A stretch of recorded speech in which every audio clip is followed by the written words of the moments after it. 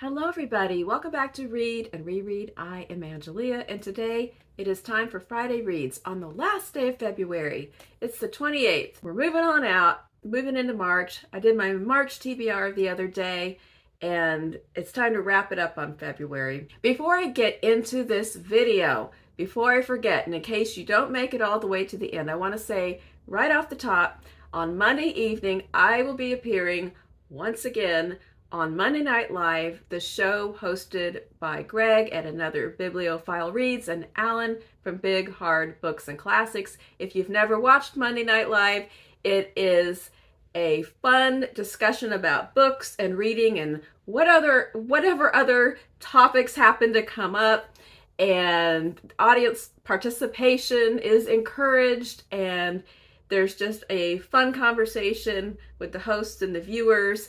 And I've been on, I think this is my third time. Apparently they didn't learn their lesson from having me on before, and they asked me again. And so I'm really looking forward to that, hanging out with the guys and talking to whoever is able to come by. That's going to be at 7 o'clock my time on Monday, which is Central Standard Time in the US. So it could be a different time where you are, but when they post the little blurb about it, I will repost it and it will tell you what time that is wherever you happen to be located. So I hope some of you can stop by. It's a lot of fun, and I thank Alan and Greg for inviting me on again. So last week I did not make a Friday Reads because we went to San Antonio to visit Emma, our daughter, who is in grad school there, and we had a fun weekend. Even though the weather sucked, it was cold and rainy and foreboding, but we still had a good time, including you saw some books. If you watched my haul video the other day, I got a couple of books at the Bookseller, which is a used bookstore run by the Friends of the Public Library in San Antonio in the basement of their main branch. And it is one of my favorite used bookstores. It's so organized. We did some other stuff around town and just had a good time. She made dinner for us Saturday night, which was really awesome, and her apartment is so cute. And anyway, it was just a good visit. And then we got home and the weather improved, and it's been warm and beautiful. Sometimes it's sunny, sometimes it's foggy, but I'm hoping that spring has sprung. I hope that the last cold snap was the end of it, although March can be a little tricky in Texas, but down here in the south of Texas, it's a little less tricky. And now for the TV report. My main obsession is Severance, and there will be a new episode to watch tonight. And I confess that I spend a little time every week going down Severance theory rabbit holes on Reddit. I can't resist, and they're so fun, and some of them are so bizarre, and some of them make a lot of sense, and I'm just really into this show. And then also White Lotus has restarted, and there's only a couple episodes so far, so still trying to figure out what about the seedy undersides of everybody on that show.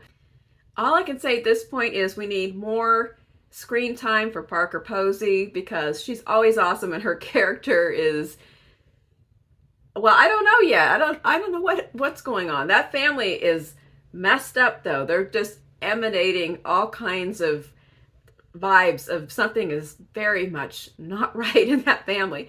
So anyway, that's a lot of fun. We're still watching Arrested Development, which is just absurd and funny.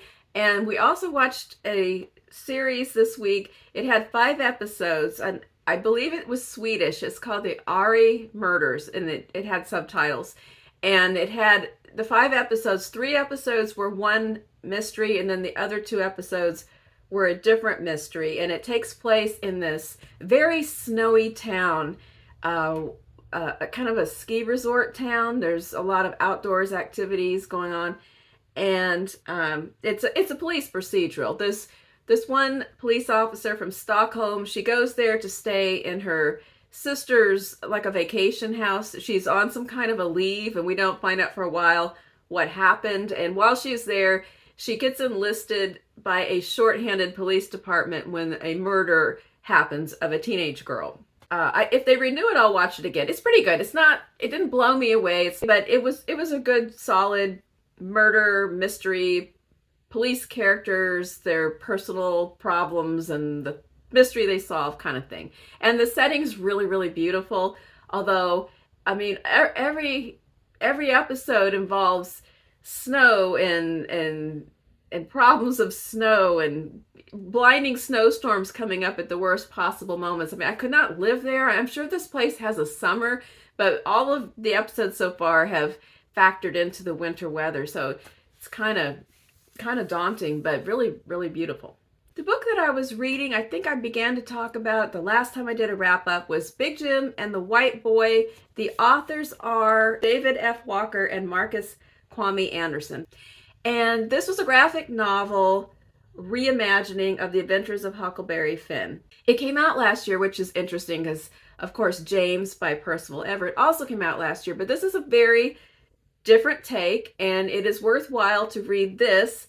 Even if you have read James, you think, well, how many Huck Finn stories can I read? Well, you might want to make time for this one because it's really good. So this book has, I think, 4 different narrative layers in it. There's the story. It begins just briefly with the graphic novel presentation of the story of The Adventures of Huckleberry Finn by Mark Twain. But pretty soon there's an interruption, record screech moment, and we flash up to the early 1900s, and we have 2 elderly men sitting outside talking to a group of children, and it's elderly Huck and Jim. And they want to tell the story their own way. They want to tell what really happened. So they begin to tell a darker, more dangerous, and more violent and bloody story than what we see represented by Mark Twain. And it also factors in the personal toll that living through those times has had on them throughout their lives. So they're telling the real story to a group of children. The next layer, and all these layers, it's not like we just go from one to the other. They come back and forth. But the next layer is the 1980s, and we have one of the children that was there is a grandmother, and she's talking to her granddaughter and telling her about the story of Huck and Jim. And then that child in the current time is a professor at Howard University. And she is researching and discussing and sharing these things with her students. So we have the intermingling of personal narrative, a reaction to the fictional narrative, and also actual history, historical figures, legendary figures that might be based on real people. All that is kind of interwoven and discussed in the book. And it's really quite effective. So I enjoy that a lot. And another book that I finished was Betty Boo by Claudia Pineiro. That's part of the reading for our Pineiro group that is ongoing. We are discussing that book currently. So I'm not really going to talk about it here, but Betty Boo is a murder mystery. And like the best of murder mysteries, it's more about the characters, their development, and their relationships that they build with one another in the process of sleuthing and trying to solve a mystery. That's the good part, more than the mystery itself, although that too it's a decent mystery. So that's all I'm going to say about that because we're talking about it. But I'm having a good time, as always, with that wonderful group.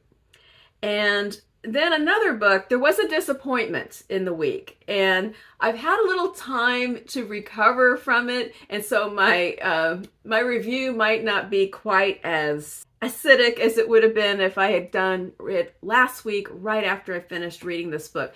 But I got to about the halfway point of this book before I had a reckoning with myself and had to admit that I do not like Ghost Mountain by Ronan Hession.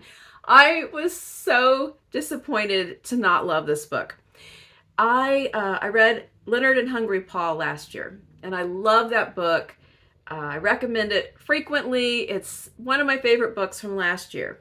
I knew going into Ghost Mountain that it was a very different book. I've seen some reviews. I heard some booktubers talk about it who really enjoyed it. Some people even put it on their top 10 list, and they did emphasize that it was different. It's a more somber, serious, kind of a darker in tone book. It's Leonard and Hungry Paul is kind of kind of a sunny book. It's not cloying or saccharine, but it's kind of a positive, kind of a leaves you with a good feeling at the end. And I knew that this was different. That's fine. I don't need every book to have matching tones, or oh, that was happy, so this one has to be happy. That's okay. And but this book for me was just relentlessly bleak.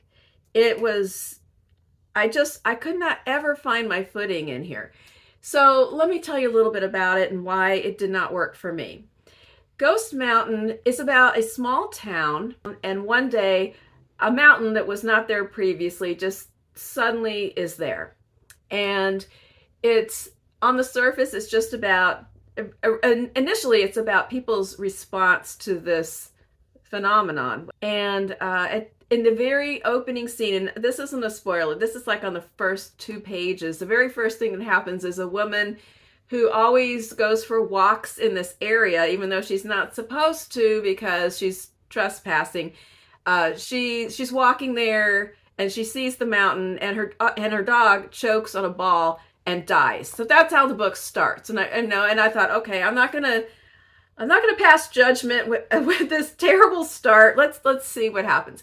And she's one of the main characters, and the grief of this incident kind of hangs over her throughout the whole book, but she has other events that come along in her life. So we start with her, and then we move on to some other people. We move around the town, are introduced to a number of people. In the beginning of the book, I thought that what the book was going to be about was the drawing together of some of these people, because that sort of started to happen. We meet several different people, and all of them, there's definitely a theme of loss and loneliness.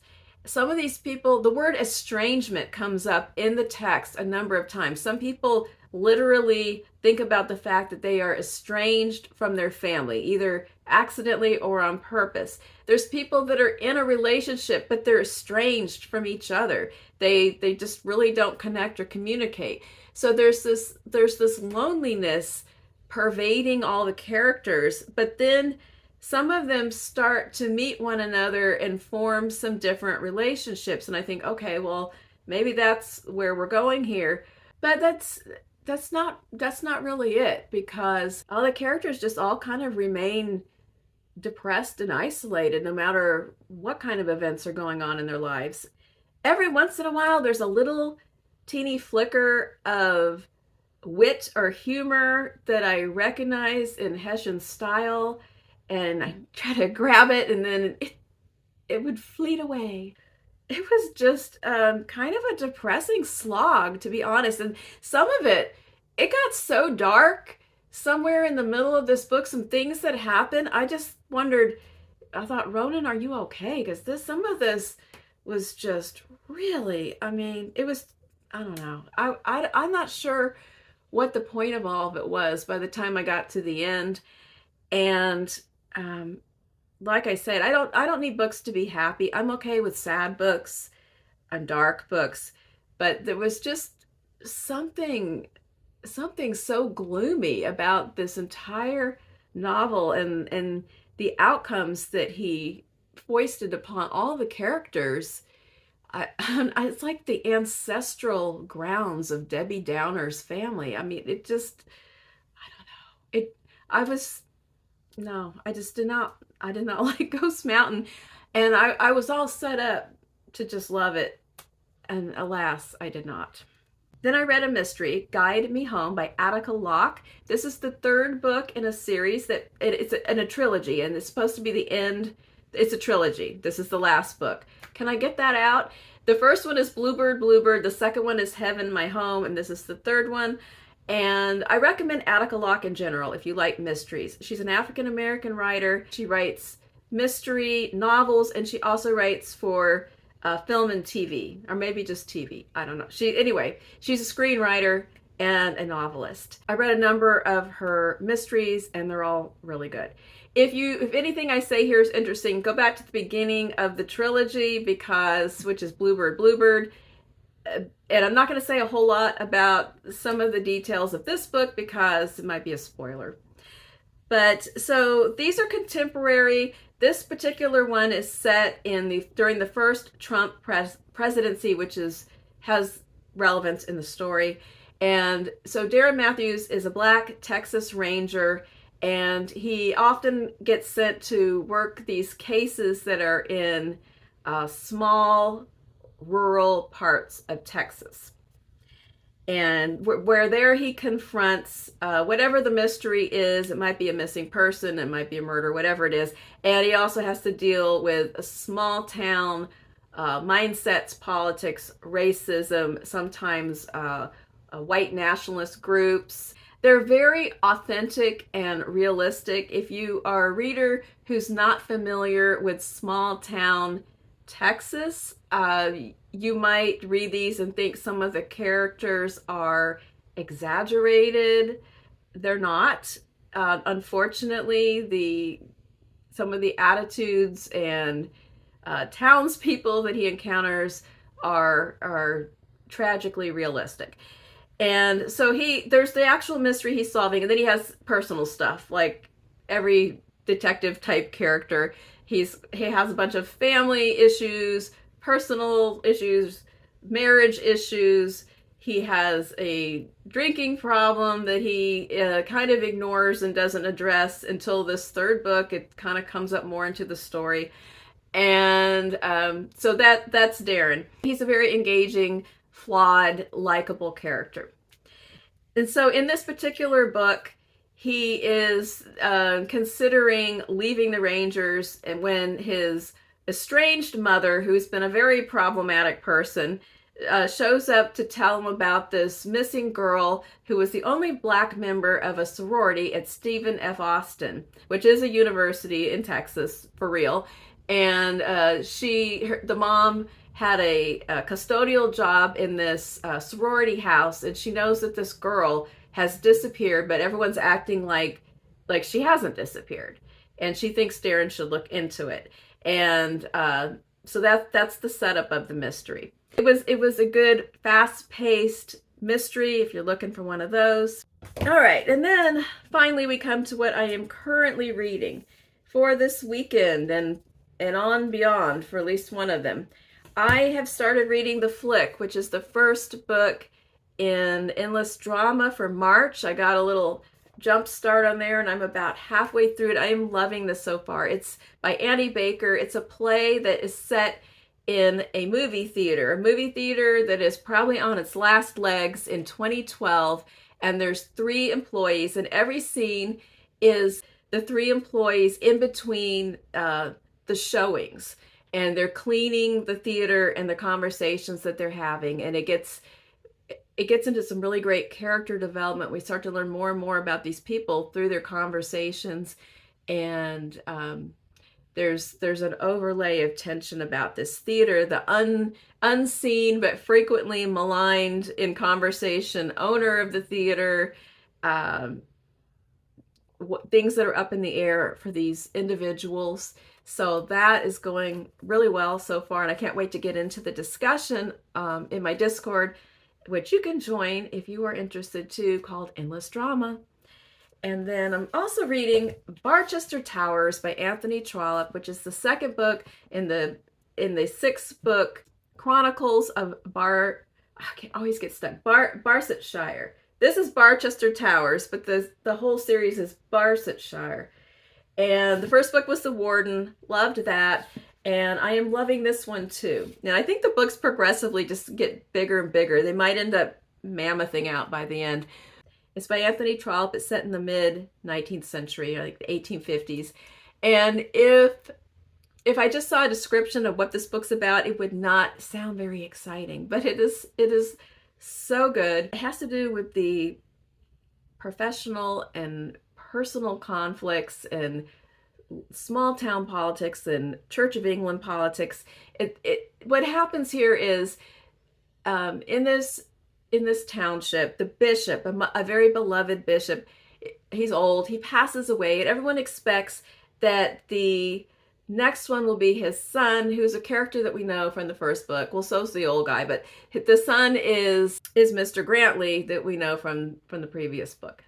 And everyone just expects this, but that's not what happens. And the new bishop who comes in, he's kind of a weak figure. He's basically a puppet who's controlled by his very, very strong-willed, powerful wife and his chaplain, the wonderfully named Obadiah Slope. And they come in and they just start shaking up everything. They're they're more fire and brimstone style. They want to campaign against the trains running on Sunday. They're just very austere about everything. But Mr. Slope is, I mean, he's wicked. He is a real player. He's really slick. He presents himself one way to one person, another way to another. He's power hungry. He's money hungry. He's just a very juicy character.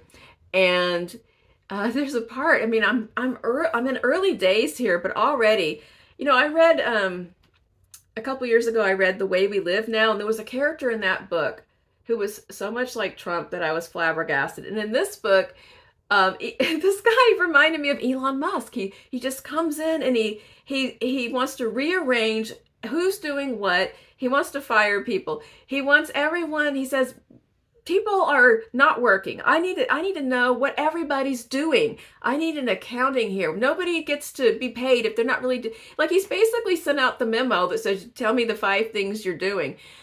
He calls in, and it's funny too. The book is also funny. There's a family that gets called back. It's kind of a remote time's over. Come on back to England. There is a clergyman who left town 12 years ago for Italy with his family. He had a sore throat and said, I need to go to Italy to recover. And then he never came back. And he's been doing nothing and I guess drawing the paycheck. So they get pulled back in, and they are the Arrested Development family. If you have seen that show that I'm watching, it's about a family where all the adult children, nobody does anything. There's only one person who works and tries to keep things together, and everybody else is idle and spacey and entitled. And so that is this family. There's an older daughter who runs the family. She runs the budget. She gets things done. She's in charge. The parents are completely flaky. There's a brother who changes what profession he wants every 5 minutes. He's going to be an artist. He's going to be a lawyer. He's, this and that and the other. And then I'm not even going to talk about the other sister because I don't want to ruin it for you, but just, it's so funny. So I am enjoying it very much, and I'm not rushing it. Whenever I finish this book, that is when I will start my mammoth, The Count of Monte Cristo, which I've heard such great feedback from viewers about how engaging and fast-paced, and I won't be able to put it down. So now I'm really excited. I had trepidation, and now I'm excited. So thanks for those comments. And so that's it. That's what I'm reading. I'm not sure what else I'm going to start this week. I need to look at when different events are beginning and kind of structure it accordingly. But I will be diving into some of my March TBR. So I hope you have something great to read this weekend. Let me know about it in the comments, and I will see you soon. Bye-bye.